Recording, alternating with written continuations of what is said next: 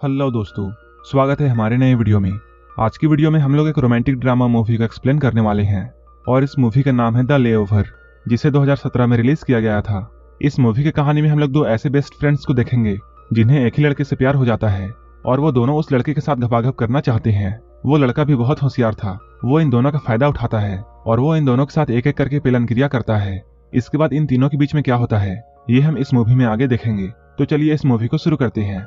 Movie के starting में हम लोग एक लड़की को देखते हैं जिसका नाम केट है और वो इस स्कूल में एक टीचर है। अपने क्लास में वो पीछे बैठे एक लड़के को देखती है जो कि पीछे बैठकर कॉमिक पढ़ रहा था, लेकिन केट उसे डांटने के बजाय सभी को कॉमिक पढ़ के उसे सुनाने के लिए बोलती है। इसके बाद क्लास के सारे लोग उस कॉमिक बुक को सुनने लगते हैं। तभी वहां पर स्कूल का प्रिंसिपल आ जाता है और वो केट को बच्चों के साथ मस्ती करते हुए देख लेता है। इसके बाद वो केट को अपने ऑफिस में बुलाता है।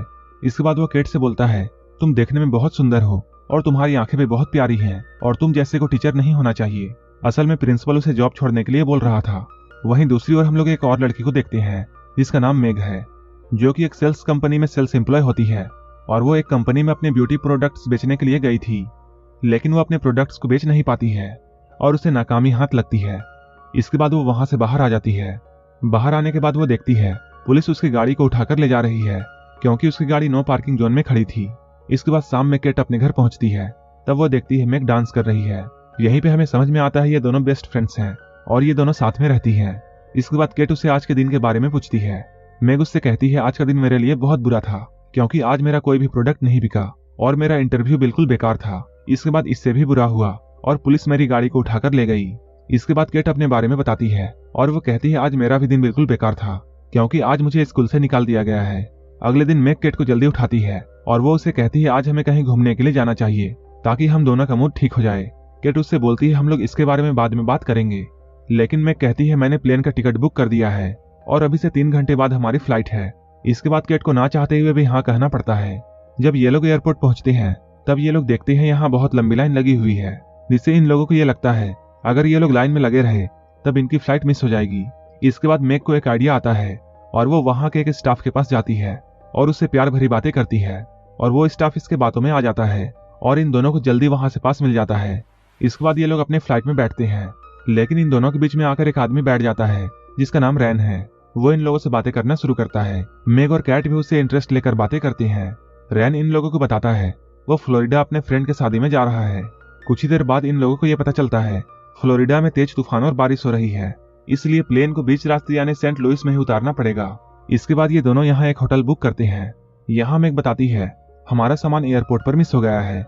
यहाँ रूम बुक करने के बाद जब ये लोग लिफ्ट के पास जाते हैं, यहाँ जैसे ही लिफ्ट खुलता है इन्हें वही लड़का राइन दिखता है, जिसे देखकर ये दोनों बहुत खुश होती हैं। राइन भी इन दोनों को देखकर बहुत खुश होता है।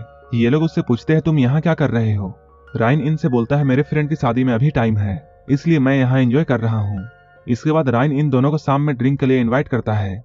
ये दोनों भी उसे खुशी खुशी हाँ बोल देते हैं, लेकिन मेग सोचती है मेरा सामान तो एयरपोर्ट पर गुम हो गया है और मेरे पास पहनने के लिए दूसरा कपड़ा नहीं है, इसलिए वो केट से हेल्प मांगती है। लेकिन केट उससे बोलती है उसके पास सिर्फ एक ही ड्रेस है और वो उसे देने से साफ तौर पर मना कर देती है। इसके बाद शाम में केट पार्टी में जाती है। रायन उससे मेग के बारे में पूछता है।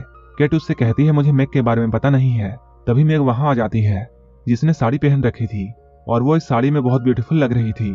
तभी ये लोग न्यूज में देखते हैं फ्लोरिडा में और भी मौसम खराब हो चुका है, जिसकी वजह से वहां जाने वाली सारी फ्लाइट्स को कैंसिल कर दिया गया है और ऐसा कहा जा रहा है कि यहाँ 3 दिनों तक मौसम ऐसा ही रहेगा। ये सुनकर रायन बहुत दुखी होता है, लेकिन ये लोग उससे कहते हैं हम लोग यहाँ तुम्हें एंटरटेन करेंगे और तुम्हें बहुत से सुख देंगे। इसके बाद ये दोनों रायन के सामने डांस करने लगती है। डांस करते हुए मेग का पल्लू सरकने लगता है और इसके बाद सब लोग उसके करण अर्जुन को देख लेते हैं। पार्टी के बाद ये तीनों कमरे में जाते हैं, लेकिन अपने कमरे में जाने से पहले मेग और केट के बीच में बहस हो जाती है क्योंकि ये दोनों रायन को पसंद करने लगे थे।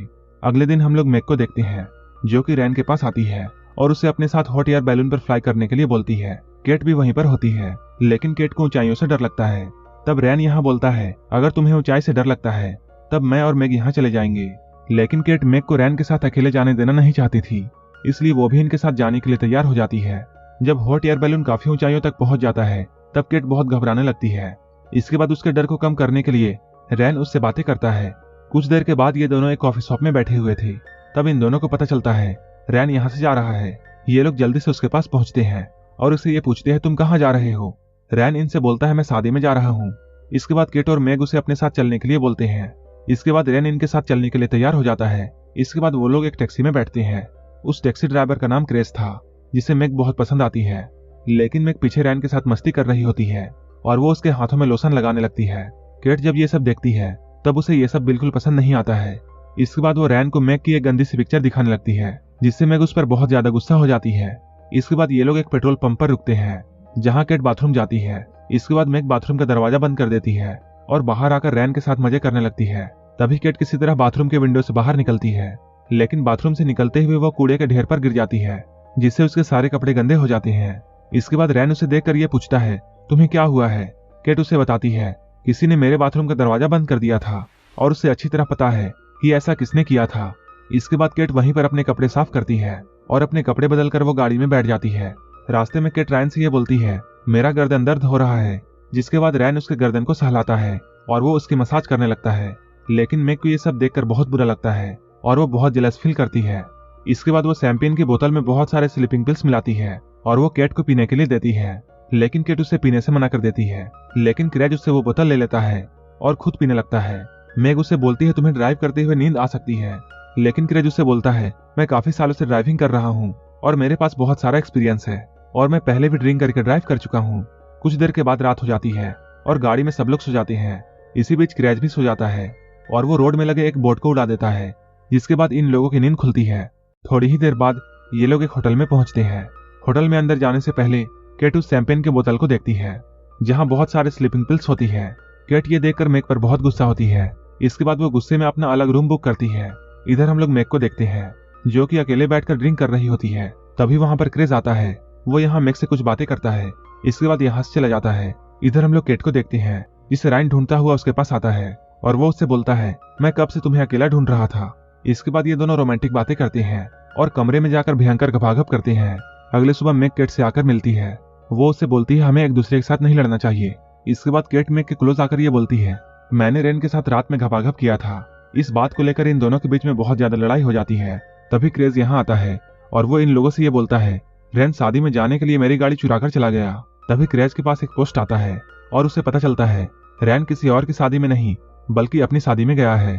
इसके बाद ये लोग पुलिस के पास जाते हैं और पुलिस से ये लोग रिक्वेस्ट करते हैं कि रैन ने हम दोनों की जिंदगी बर्बाद कर दी है और अब वो किसी और लड़की की लाइफ खराब करने के लिए जा रहा है।